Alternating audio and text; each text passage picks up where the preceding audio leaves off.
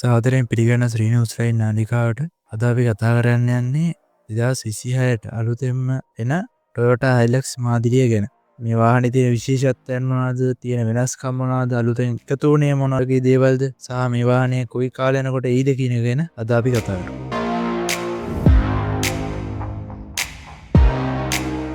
Toyota Hilux කියලා කියන්නේ ලෝපුරාම ජනප්‍රිය වෙච්ච dual purpose vehicle නැත්තම් විශාල වශයෙන් කාර්මික අවශ්‍යතා සඳහා යොදාගන්න වාහනයක්.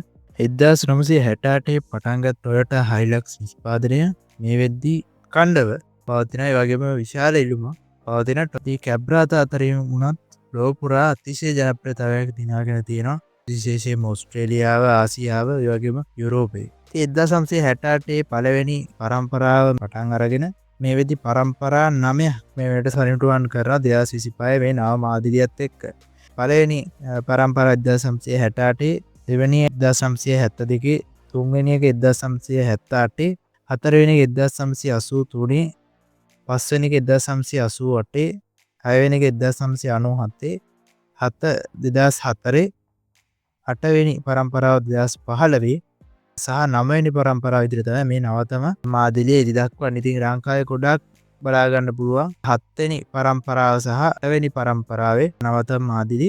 ඉතින් 2015 පටන් ගත්ත වාහන පරම්පරාවේ ඒගොල්ලෝ ෆේස් ලිෆ්ට් කරා.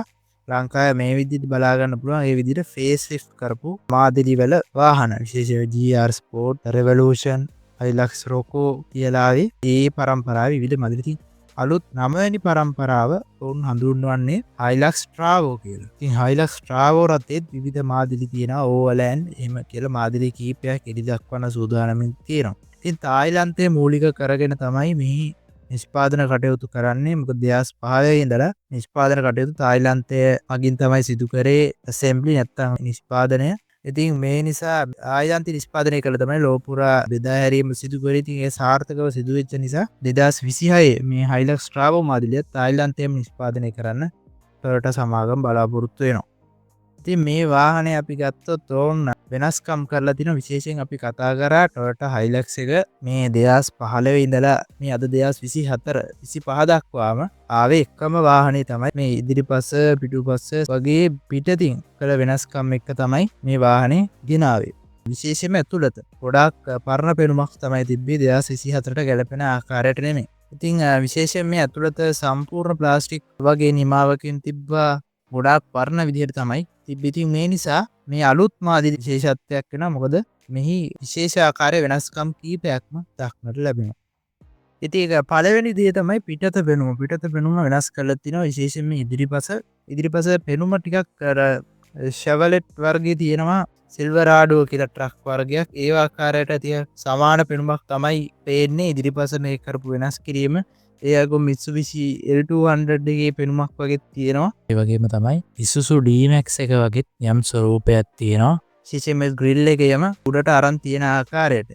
ඉතින් මේ ඉදිරිපස කොටස එන්ජින් බේ කොටස වුන් වෙනස් කරලා තිනවා ව්‍යුහය වශයෙන් ගත්තොත්. ඊට පස්සේ අපි පැත්ති පෙනුම ගත්තොත් ලොකු වෙනස්කමක් පේන්නේ නැහැ. මොකද ඉදිරිපස කියන පැසෙන්ජර් කම්පාර්ට්මන්ට් එක නැත්තම් මේ මගින් යන කොටස වුන් මේ ස්ට්‍රක්චර් එක නැත්තම් ව්‍යුහයෙන් වෙනස් කරලා නැහැ. මේ සම්බන්ධ තියෙන අඩුපාඩු අපි ඉදිරියේදී තුරත ගැන කතා කරමු. ඉතින් ඊට පස්සේ ටබ් එක නැත්තම් මේ පිටුපස බරගෙන යන කොටස වුන් වෙනස් කරලා තියෙනවා. මේක අලුත් විදියට හදලා තියෙනවා ව්‍යුහය. හැබැයි පරණ විදිහටම තමයි ඉද ප්‍රමාණය ඇතුළත තියෙන. ඉතින් පිටිපස ගත්තොත් ටේල් ලයිට් ඩිසයින් එක වෙනස් කරලා තියෙනවා. මේ විදියට ටේල් ලයිට් එකේ හැලජන් ආකාරයට තමයි සිග්නල් ලයිට්ස් එම බලා ගන්න පුළුවන් වෙන්නේ. ඉතින් අපි ගත්තොත් පිටිපස්සේ ටේල් ගේට් එකේ තව වෙනස්කම් කරලා තියෙනවා. මේ සයිඩ් එකේ අපි ගත්තොත් විශේෂයෙන්ම ටේල් ගේට් එකේ උඩට නගින්න පහසු වෙන ආකාරයට මේ විදියට පඩියක් සකස් කරලා දෙනවා. ටේල් ගේට් එකේ බලා ගන්න පුළුවන්. ඉතින් මේක ගොඩක් Ford Range ඒ වගේම ඇමරිකානු ට්‍රක් වල බලා ගන්න පුළුවන් ආකාරයේ ඩිසයින් එකක්. ඒ වගේම ටේල් ගේට් එකට ආධාර කළුතින් යොදලා තියෙනවා. මේ ටේල් ගේට් එක බිමට බෑවම සුමට පහළට වැටෙන ආකාරයට සකස් කරලා තියෙනවා. ඩෝ හැන්ඩල් එක වෙනස් වෙලා තියෙනවා. ඒ වගේම පිටිපස්සේ Toyota කියලා ලාංඡනය කරලා තියෙනවා අලුත් විදිහට. ඉතින් අපි කතා කරමු මේ වාහනේ සස්පෙන්ෂන් වල වෙනසක් ගත්තොත් අපි මූලිකව කතා කරා මේ වාහනේ ව්‍යුහයේ තරම් වෙනස්කම් කරලා නැහැ කියන එක. ඉතින් ප්ලැට්ෆෝම් එක එකම විදිහට අරන් යනවා කියලා තමයි සඳහන් වෙන්නේ. ඒ කියන්නේ පරණ 2015 පරම්පරාවේ ස්ට්‍රක්චර් එකම තමයි ෆ්‍රේම් එකට ගෙනිහිල්ලා තියෙන්නේ. ඒ නිසා සස්පෙන්ෂන් සෙටප් එක සම්පූර්ණ වෙනසක් කරලා නැහැ. හැබැයි Toyota දක්වලා තියෙනවා විශේෂයෙන් පිටුපස. පිටුපස තමයි ගොඩක් අඩුපාඩුවක් විදිහට තිබ්බේ. මොකද පිටුපස බර ගෙන යන්නේ නැති අවස්ථාවල වගේ ඒ වගේම සාමාන්‍ය මාර්ගයේ ධාවනය කරනකොට පිටුපස සප පහසුව අඩුකම ගැස්සීම ගොඩක් තියෙනවා පිටුපස දුනු තියෙන නිසා. ඉතින් අලුත් වාහනේ දුනු තමයි පිටිපස්සේ තියෙන්නේ. හැබැයි ඒ දුනු හොඳින් පවතින්න සහ සාමාන්‍ය මාර්ගයේ වගේම සාමාන්‍ය ධාවනයේදී සප පහසුව සඳහා අලුත් ටෑම්පර්ස් යොදලා තියෙනවා කියලා තමයි කියන්නේ. ඉතින් තව විශේෂ වෙනස්කම තමයි ඇතුළත. අපි ඒ ගැන කතා කරමුද?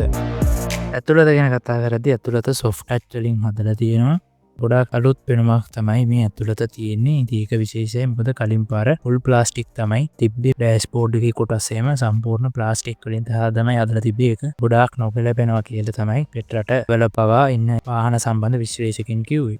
ස්ටීරිං වීල් එක ස්ක්‍රීන්ස් ඔක්කොම වෙනස් කරලා තියෙනවා. 250 ප්‍රාඩෝ එකේ ආකාරයට තමයි හදලා තියෙන්නේ. අපි Land Cruiser FJ වීඩියෝ එකෙත් කරා මේ විදිහේ 250 ප්‍රාඩෝ. ඒතකොට ඩිසයින් එක තමයි දිගටම ගෙනියන්න බවක් පේන්නේ. ඉතින් off road ඕන කරන ඔප්ෂන් ටික ඔක්කොම බටන්ස් වලින් දීලා තියෙනවා. ඒවා ස්ක්‍රීන්ස් වලින් දක්වලා තියෙනවා. ඉතින් මේත් එක්ක Android Auto වගේ ඔප්ෂන්ස් මේ වාහනේට හම්බ වෙනවා. ඉතින් ඇතුළත පෙනුම විශේෂයෙන් ස්ටීරිං වීල් එක ඔක්කොම වෙනස් කරලා තියෙනවා. ඉතින් මේකත් එක්ක ගොඩාක් අලුත් පෙනුමක් මේ වාහනේට ඇවිල්ලා තියෙනවා. ඉස්සරහා සීට්ස් පොදුරට එක වගේම ඩ්‍රයිවිං පොසිෂන් එක සහ ඒ ඩිවල් ඔක්කොම එකමයි. මොකද අලුත් කතා කරා මැද තියෙන මේ කොටස ව්‍යුහාත්මකව වෙනස් කරලා නැහැ. ඒකම තමයි දිගට ගෙනියලා තියෙන්නේ. ඉතින් මේක ප්‍රධාන අවාසිය තමයි පිටිපස්සට එද්දී පිටිපස්සේ ඉන්න මගින්ට ඉඩ කඩ අඩුයි. මොකද පරණ වාහනේ පිටිපස්සේ ගමන් කරන අයට සාපේක්ෂව ඉඩ අඩුයි. නමුත් මේ වෙද්දි තියෙන අනිකුත් වාහන මාදිලි ගත්තොත් Ford Range එක, BYD Shark, GWM වගේ ඩබල් කැප් තියෙන මේ ඔක්කොම වාහනවල පිටිපස මගින්ටත් ඉතා හොඳ ඉඩ කඩක් සහ ගමන් කිරීමේ පහසුවත් එක්ක තමයි හදලා තියෙන්නේ. නමුත් Toyota ඒක වෙනස් කරලා නැහැ. ඔවුන් පරණ වාහනේ විදිහටම ගෙනියනවා. මේ නිසා ටිකක් සමහත කෙනෙක්ට පිටිපස්සේ යන්න යම් අපහසුතාවයක් තියෙනවා.